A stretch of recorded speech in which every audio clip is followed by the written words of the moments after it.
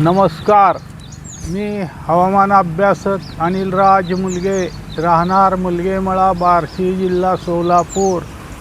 दिनांक 1 एप्रिल. उद्या सकाळपर्यंतचा हवामान अंदाज.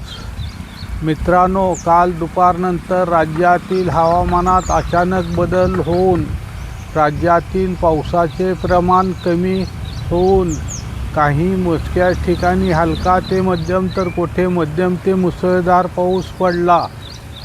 मला आत्तापर्यंत मिळालेल्या माहितीनुसार त्यामध्ये नंदुरबार, नाशिक, पुणे, सातारा, सोलापूर या जिल्ह्याच्या एखादे दुसरे ठिकाणी पाऊस पडला आहे व राज्याच्या इतर बऱ्याच भागात हवामान ढगाळ व सूर्यप्रकाशाचे राहिले.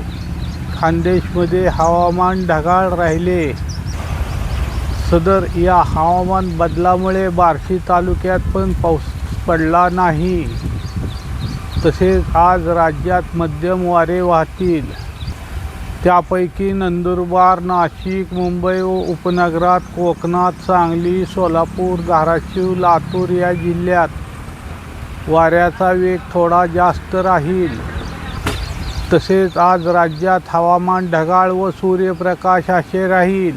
तसेच आज कोकणात, मुंबई व उपनगरात तसेच नंदुरबार, नाशिक, पुणे, सातारा, कोल्हापूर, बेळगाव, सांगली, सोलापूर, धाराशिव, बीड, लातूर, नांदेड, परभणी, संभाजीनगर, अहिल्यानगर या जिल्ह्यांच्या काही ठिकाणी वादळी वाऱ्यासह, विजासह, ढगाच्या गडगडाटासह कोठे हलका ते मध्यम तर कोठे मध्यम ते मुसळधार पावसाची शक्यता राहील. बऱ्याच ठिकाणी गारपिटीची शक्यता राहील. तसेच आज बार्शी तालुक्यात वादळी वाऱ्यासह, विजासह, ढगाच्या गडगडासह कोठे हलका ते मध्यम तर कोठे मध्यम ते मुसळधार पाऊस पडण्याची शक्यता राहील. काही ठिकाणी गारा पडण्याची शक्यता राहील.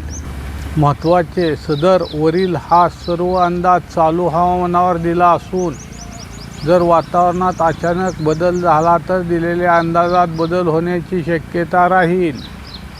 तसेच बुलढाणा, अकोला, वाशिम, अमरावती, यवतमाळ, वर्धा, नागपूर, गडचिरोली, चंद्रपूर, हिंगोली, जालना, जळगाव, धुळे या दिलेल्या जिल्ह्यात काही ठिकाणी जर अचानक स्थानिक वातावरण तयार झाले तर त्या भागापुरता वादळी वाऱ्यासह, विजासह, ढगाच्या गडगडाटासह पाऊस पडण्याची शक्यता राहील.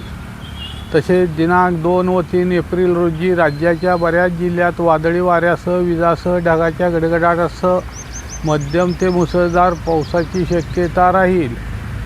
बऱ्याच ठिकाणी गारपिटीची शक्यता राहील. तसेच काल कर्नाटक राज्यात हवामान सक्रिय राहून राज्याच्या बऱ्याच जिल्ह्यात मध्यम ते मुसळधार पाऊस पडला आहे. मित्रांनो, सध्या विजा पडण्याचे प्रकार वाढले असून काही ठिकाणी विजा पडून माणसे व जनावरे दगावली आहेत. त्यामुळे विजा चमकत असताना आपण शेतामध्ये व झाडाखाली थांबवू नये. तसेच आपली जनावरे झाडाखाली बांधू नयेत. सदर माझा हा व्हिडिओ आवडल्यास त्यास लाईक करा, सबस्क्राईब करा व शेअर करा.